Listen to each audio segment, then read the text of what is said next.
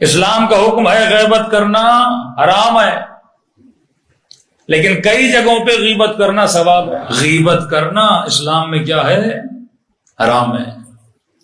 یہاں تک بتا دیا کہ بعض اوقات معصومین جو مثالیں دیتے ہیں وہ مثالیں جسمی مثالیں ہوتی ہیں تاکہ انسان کو کسی فعل کے برے ہونے کا احساس ہو جائے، لیکن ایک جگہ پہ غیبت ثواب ہے۔ کس جگہ پہ؟ ایک بندہ ہے، اس کی بیٹی کے لیے ایک رشتہ آیا ہے کسی جوان کا، اب آپ اپنے دوست سے اس کے محلے میں چلے گئے، بھائی فلاں رشتہ آیا ہے، آپ جانتے ہو فلاں بندے کو؟ کہ میں جانتا ہوں۔ وہ لڑکا کیسا ہے؟ اب یہاں پہ بندہ بولے غیبت کرنا کیا ہے؟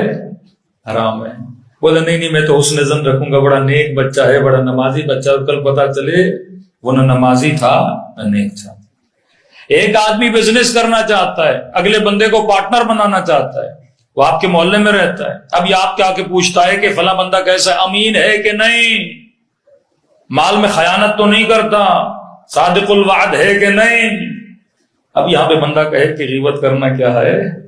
حرام ہے۔ نہیں، یہاں بتانا تیرے اوپر لازم ہے تاکہ اس کے مال کو نقصان نہ ہو، تاکہ اس کی بچی کی زندگی بچ جائے۔ تیسرا کہاں پر؟ اگر کوئی مظلوم تیرے پاس آئے، بیٹا مار دیا کسی نے، بیٹی کی ساتھ زیادتی کی کسی نے، بیٹے کے ساتھ زیادتی کی کسی نے، اگر یہ مظلوم اپنا درد سنائے تو اس کو یہ نہ کہا کرو کہ غیبت نہ کرو۔ فرماتے اب اس کے دل کے درد کو سننا بھی کیا ہے؟ ثواب ہے۔